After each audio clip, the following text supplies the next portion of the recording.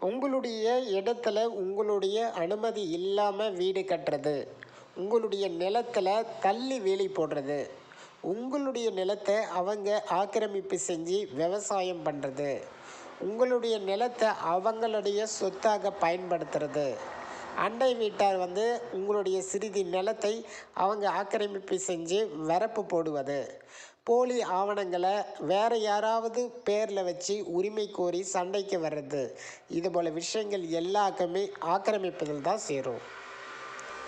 இதுபோல் ஆக்கிரமிப்பு அப்படிங்கிறது நேச்சுரலாக பார்த்தோன்னா எல்லாருமே சந்திக்கக்கூடிய ஒரு பிரச்சனையாக இருக்கும். இதை திரும்பி கேட்டால் பெரிய பிரச்சனை சண்டை அப்படின்னு சொல்லிட்டு உருவாகக்கூடிய இந்த சூழலில் நீங்கள் சட்ட ரீதியாக என்ன செய்யலாம், இதற்கான வழிமுறைகள் என்ன அப்படின்றத இந்த வீடியோவில் உங்களுக்கு கிளியராக சொல்கிறேன். நீங்கள் ஜஸ்ட் இந்த வீடியோவுக்கு ஒரு லைக் பண்ணி நம்ம சேனலை சப்ஸ்கிரைப் பண்ணி சப்போர்ட் பண்ணிக்கோங்க. இப்போது உங்களுக்கு இப்படிப்பட்ட ஒரு பிரச்சனை வருதுன்னு வச்சுக்கோ. முதல்ல நீங்கள் என்ன பண்ணணும் அப்படின்னா, உங்களுடைய நிலத்திற்கான ஆவணங்களை நீங்கள் சரியாக வச்சுட்டா தான் நம்ம நிலத்தை திரும்ப பெற முடியும். உங்கள் நிலத்தினுடைய ஆவணங்களில் பட்டா, சிட்டா, அடங்கல், ஈசி இந்த 4 டாக்குமெண்ட்டை எடுத்துக்கோங்க. எடுத்துகிட்டு உங்கள் இடத்த அளவீடு செய்ய சொல்லி விஏஓ அல்லது சர்வேயர் மூலம் அளவீடு பண்ணுங்கள். அதாவது பார்த்தீங்கன்னா ஆன்லைனில் பணம் கட்டினீங்கன்னா சர்வேயர் உங்களுக்கு பணத்தை அந்த இடத்த அளந்து கொடுத்துடுவார். சர்வேயர் ஒரு குறிப்பிட்ட நாளில் வரல அப்படின்னா என்ன பண்ணணும்னு சொல்லிட்டு ஆல்ரெடி நம்ம சேனலில் வீடியோவை போட்டிருக்கோம். சர்வேயர் பணம் கட்டினா அடுத்த 30 நாட்களுக்குள்ளே உங்களுக்கு அளந்து கொடுத்துடணும் சட்டப்படி. அதுக்கு மேலே ஆச்சுன்னா கண்டிப்பாக அவர் மீதும் நடவடிக்கை எடுக்கலாம். அப்படிப்பட்ட வீடியோஸ்லாம் நம்ம சேனலில் ஆல்ரெடி போட்டிருக்கேன். சர்வேயர் அல்லது விஓ மூலம் உங்கள் இடத்த முதல்ல அளந்துருங்க. உங்கள் இடத்தினுடைய எல்லைகள் சரியாக உறுதி செய்யுங்கள். சரியா?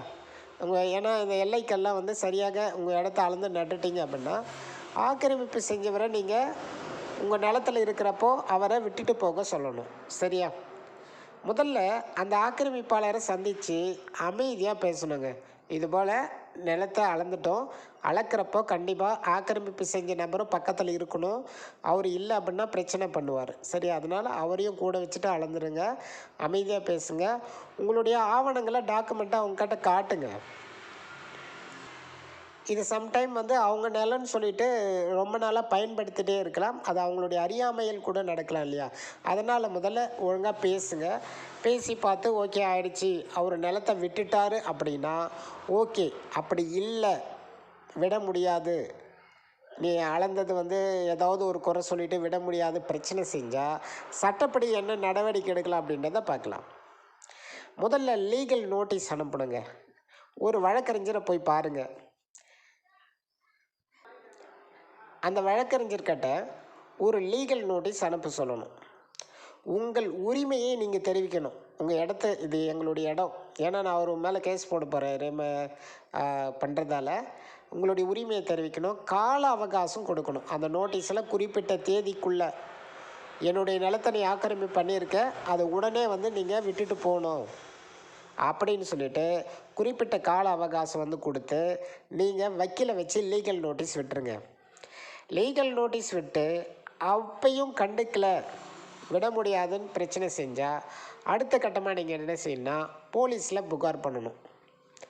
அந்த நபர் பேர் என்ன ஊர் அப்படின்றத போட்டு போலீஸில் போயிட்டு உங்களை மிரட்டினாலோ அல்லது வன்முறை செய்தாலோ நீங்கள் தாக்கப்பட்டாலோ உடனடியாக போலீஸில் இதுபோல் என்னுடைய நிலத்தை ஆக்கிரமிப்பு பண்ணியிருக்காரு, சட்ட ரீதியாக சர்வேயர் கூட்டின்னு அளந்துட்டேன், ஆனாலும் இடத்தை விட மாட்டுறாரு, கேட்டால் இந்த போல் மிரட்டுறாரு அப்படின்ற டீட்டெயில்ஸை கொடுத்து போலீஸ் நிலையத்தில் நீங்கள் புகார் அளிக்கலாம்.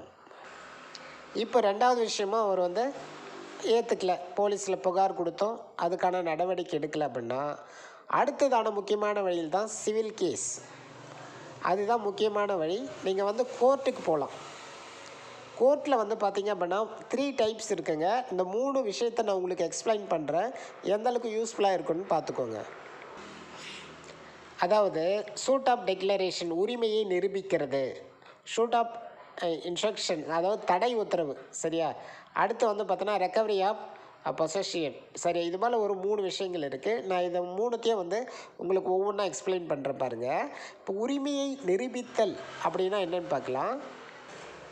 இந்த உரிமையை நிரூபிப்பு வழக்கு வந்து பார்த்திங்க அப்படின்னா, இந்த வழக்கு மூலம் நீங்கள் கோர்ட்டுக்கிட்ட இந்த நிலம் எனது சொத்து என்று அதிகாரப்பூர்வமாக அரசாங்கம் அறிவிக்கணும். உங்கள் நிலத்திற்கு வேறு யாராவது உரிமை கோரினால், போலி ஆவணம் கொண்டு வந்தால், உங்கள் பெயரில் பதிவில் இருந்தாலும் சந்தேகம் ஏற்பட்டால் நீங்கள் என்ன பண்ணலாம், நிலத்தை வாங்கியிருக்கிறவர் ஒருவர் வந்து இந்த நிலம் எனது என சொல்கிறார் என்றாலும் நீங்கள் கோர்ட்டில் நீங்கள் என்ன பண்ணலாம், இந்த நிலத்திற்கான உரிமை எனது அப்படின்னு சொல்லிட்டு நிரூபிக்கணும்.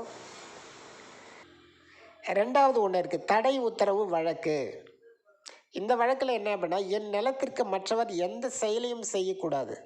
நீ நிலத்தை அளந்துட்ட, உன்னுடைய நிலம் கன்ஃபார்ம் ஆகிடுச்சு, ஆக்கிரமிப்பு பண்ணுறவர் அந்த நிலத்தில் வந்து பயன்படுத்திகிட்ருக்காரு, விடமாட்டார் அப்படின்னா அந்த நிலத்தில் நீங்கள் எந்த ஒரு செயலையும் செய்யக்கூடாது அப்படின்னு சொல்லிட்டு நீங்கள் எப்போ என்ன பண்ணலாம், தடை உத்தரவு வழங்க சொல்லி கோர்ட்டை நீங்கள் கேஸ் போடலாம். அதாவது டெம்பரவரி இன்ஜெக்ஷன், தற்காலிக தடை. வழக்கு நடக்கும் வரை கட்டிடம் போட, வேலி போட தடை விதிக்கப்படும். அல்லது அந்த நபர் வந்து நிரந்தரமாக அதில் தலையிடாதபடி தடை விதிப்பாங்க. குறிப்பாக வந்து பார்த்திங்கன்னா, எப்போ இந்த ஸ்டே ஆர்டர், அதாவது பார்த்திங்க அப்படின்னா இந்த தடை உத்தரவு வாங்கணும் அப்படின்னா, உங்கள் நிலத்தில் அவர் வீடு கட்டுறாரு, கேட்டால் விடமாட்டார் அப்படின்னா இமிடியேட்லி போய்ட்டு நீங்கள் ஸ்டே ஆர்டர் வாங்கணும். இல்லை வேலி போடுறாரு அப்படின்னா இமிடியேட்லி போகணும். இல்லை விவசாயம் செய்கிறாரு அப்படின்னா போகணும். உங்கள் நிலத்தில் இந்த விஷயங்களை வந்து நீங்கள் செஞ்சும் இதை மீறி செய்கிறப்போ நீங்கள் இமிடியேட்லி என்ன பண்ணணும் அப்படின்னா தடை உத்தரவு வழக்கு போட்டுடணும்.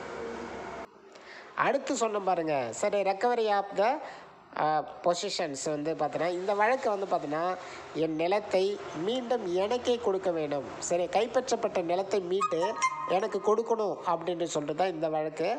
இது எப்போ போடணும் அப்படின்னா, ஏற்கனவே உங்கள் நிலத்தை ஆக்கிரமித்து விட்டால், அதான் நான் என்ன சொன்னேன், உங்கள் நிலத்தை வந்து ஒருத்தர் ஆக்கிரமித்து அவர் பயன்படுத்திட்டு இருக்காரு அப்படின்னா நீங்கள் என்ன பண்ணலாம், கண்டிப்பாக அவங்க மேலே வந்து இது போல் வழக்கு போட்டு என்னுடைய நிலத்தை மீட்டு என்கிட்ட கொடுங்க அப்படின்னு சொல்லலாம்.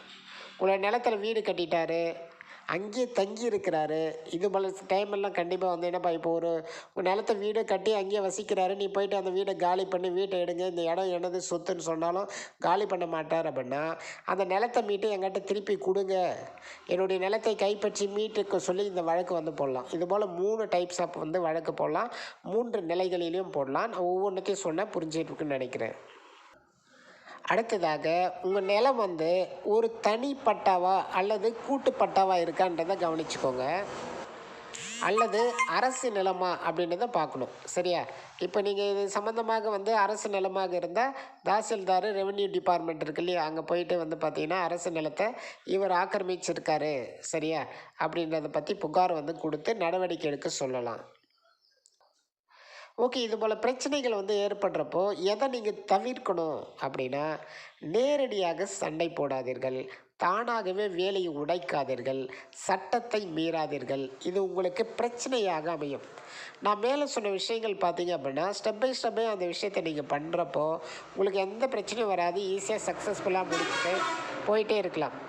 ஆனால் சண்டை போட்டிங்க அப்படின்னா பிரச்சனை வரும்.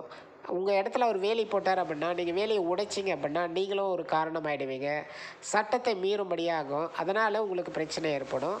அதனால் ஆவணங்களை கையில் வச்சுக்கோங்க. வழக்கறிஞரை முக்கியமாக வந்து அணுகுங்க. உங்கள் நிலத்தை வந்து ரெகுலராக பார்க்கும். முக்கியமான டிப்ஸ் இது தாங்க. நிறைய பேர் வந்து உங்கள் லேண்டை போய்ட்டு கவனிக்கிறதே கிடையாது, எந்த நிலையில் இருக்குன்றது கூட பார்க்க கிடையாது. கண்டிப்பாக வந்து ரெகுலராக பாருங்கள். நிலத்தை சுற்றி வேலி போடுங்க.